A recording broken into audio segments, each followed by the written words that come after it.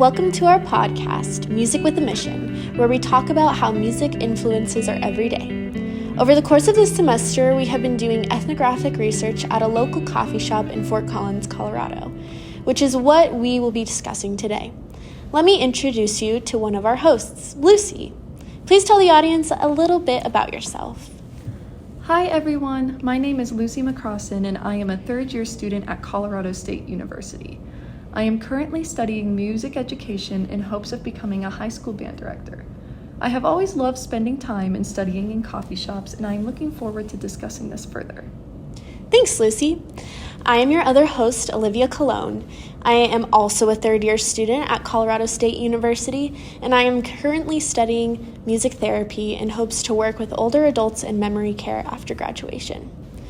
As I mentioned at the beginning, Lucy and I spent the semester conducting ethnographic research at Harbinger Coffee. We both gathered field notes, interviewed one of the baristas, who happens to be a colleague as well, Nina Redding, and collected research from secondary sources for this project. Today, we are going to chat about our findings. I will first provide some background on how I conducted my ethnographic research. I visited the Harbinger location in Old Town Fort Collins a total of 4 times. Old Town Fort Collins is the primary downtown shopping and leisure location for Fort Collins residents, so this Harbinger location is right at the heart of Fort Collins social life.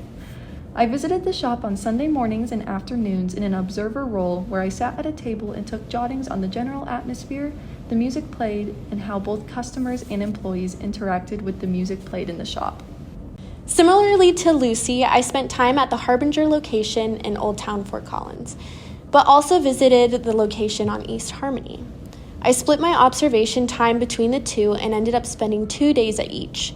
I went to each location once in the morning and again later in the afternoon. The days varied from weekdays and weekends to get a more holistic idea of the setting. Each time I went, I brought my journal and jotted down what I observed while sipping on my cup of coffee. One of the first things that I began to notice was the atmosphere of the coffee shop. Inside, the space was very clean, modern, and cozy.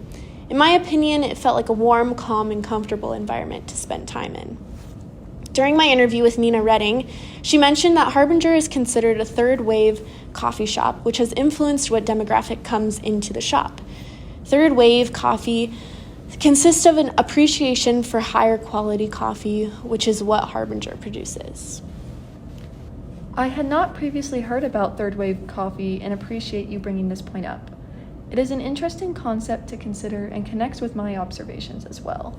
During my fieldwork at Harbinger, I also observed that the coffee is more upscale and that the primary demographic of customers were young, working professionals. While many other coffee shops in Fort Collins primarily bring in college students, I felt that Harbinger brought in more professionals and offered higher quality coffee options. Yeah, I agree. At the East Harmony location, something that I discovered that was different from the location in Old Town was that there were a lot more middle-aged white males who came in. Around the area of town, there are a lot more businesses and corporations, which could be why Harbinger attracts this specific group of individuals. In our fieldwork, we focused mostly on the music and sounds of the space. Lucy, what are some of the music genres or other musical aspects you experienced during your observations? Right off the bat, I observed that the music played at Harbinger was upbeat and pleasing to the ear. The majority of music played fell into the categories of popular, indie, and alternative music. During my first visit to Harbinger, indie and alternative music, such as Mac DeMarco, were played primarily.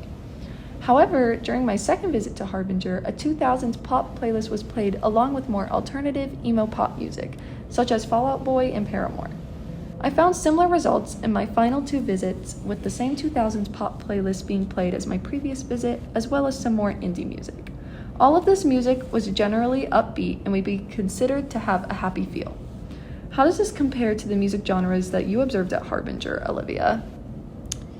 Across both locations, there was a common theme of alternative indie and 2000s pop music being played. Nina expressed that the baristas had free reign when it came to choosing what music to play. The music being played was often a reflection of the personalities and interests of the baristas, which I found interesting. Sometimes the sounds of the coffee shop were more prominent than the music, but generally the music was well balanced.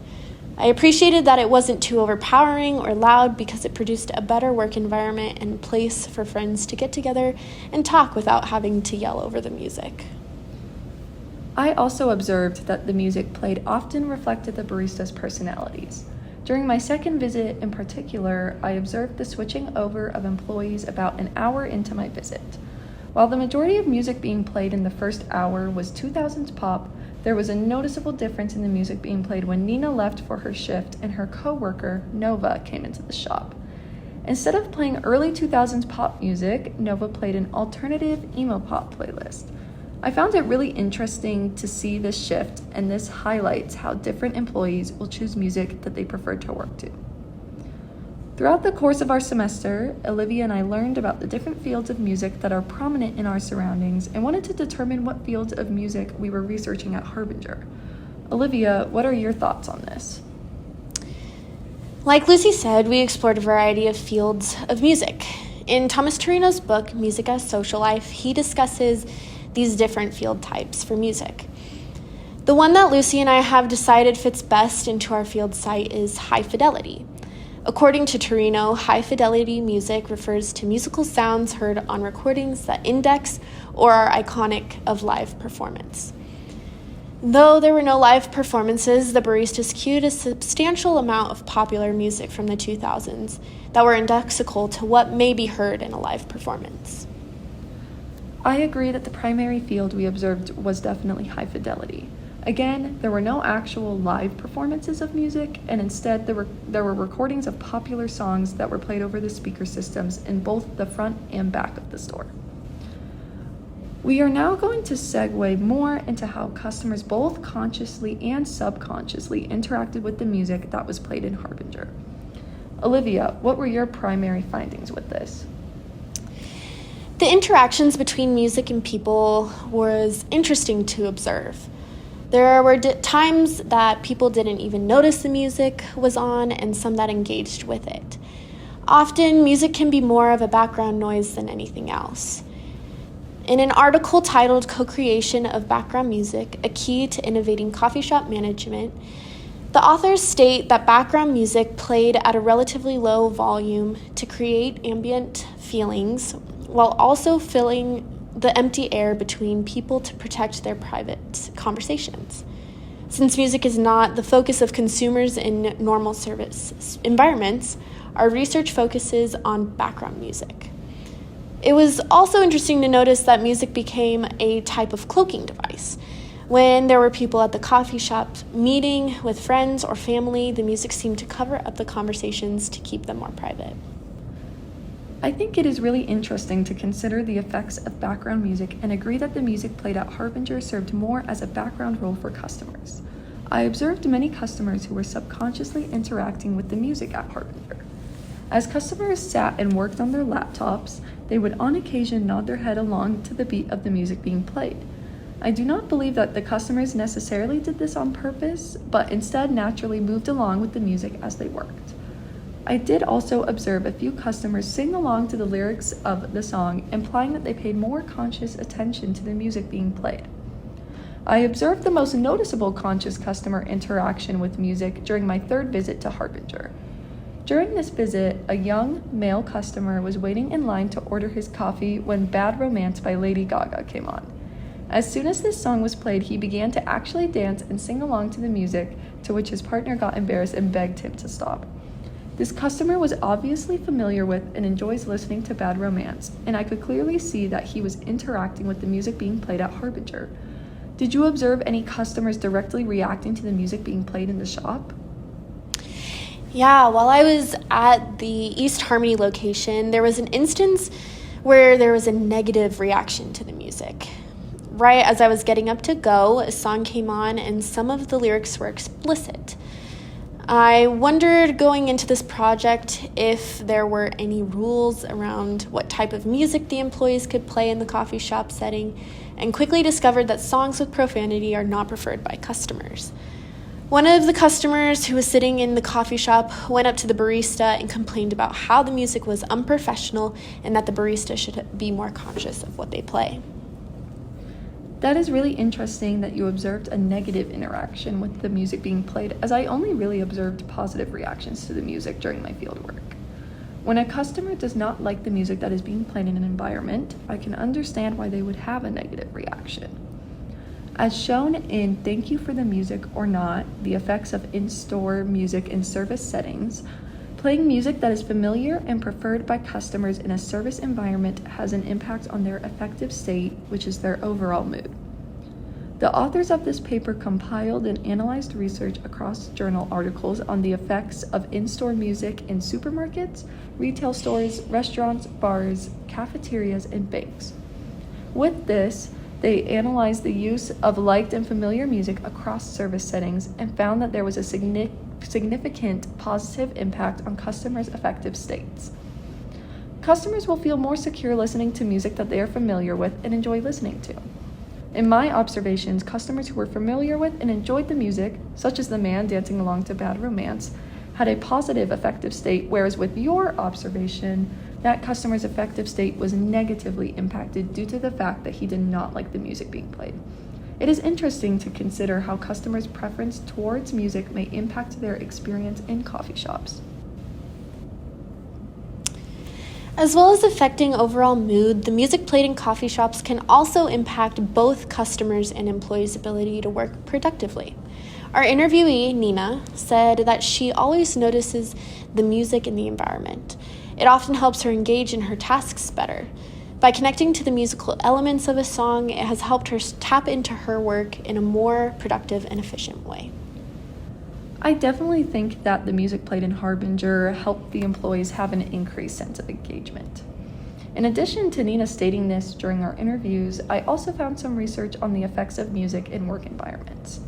In his paper, Music at Work Towards a Historical Overview, author Marek Korzinski analyzes the use of music in work environments throughout the past century.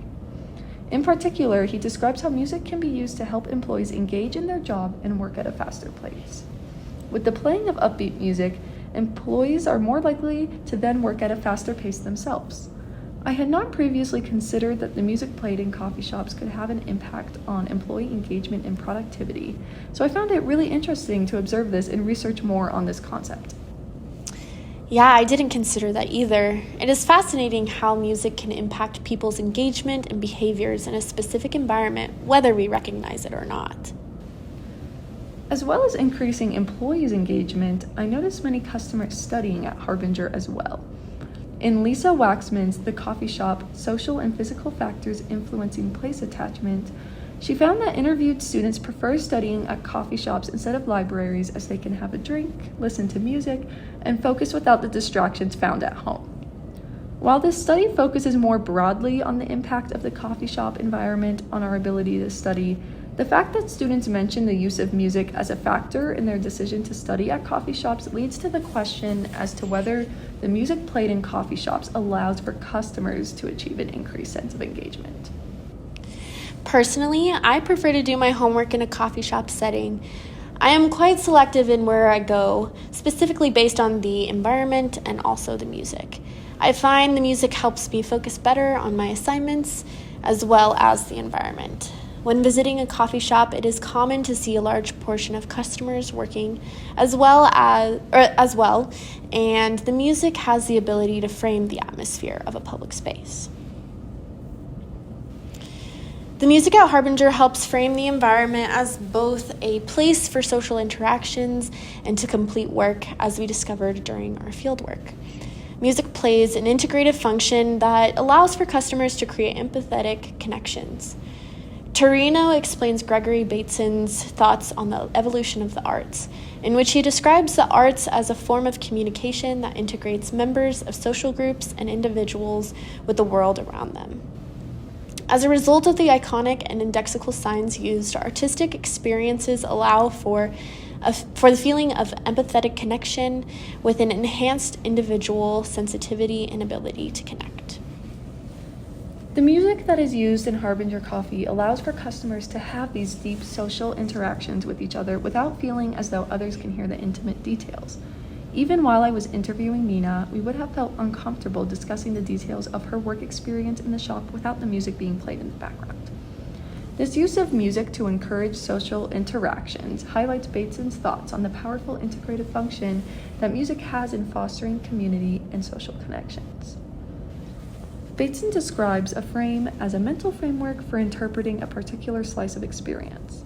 At Harbinger Coffee, as we have discussed, the music played allows for the framing of the environment as both a social and productive work environment. The use of background music has an integrative function that facilitates social discussion and connection at the shop.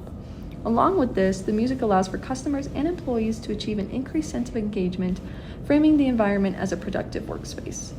It is interesting to consider how the music played at Harbinger helps in establishing this environment as a warm, social, and productive space.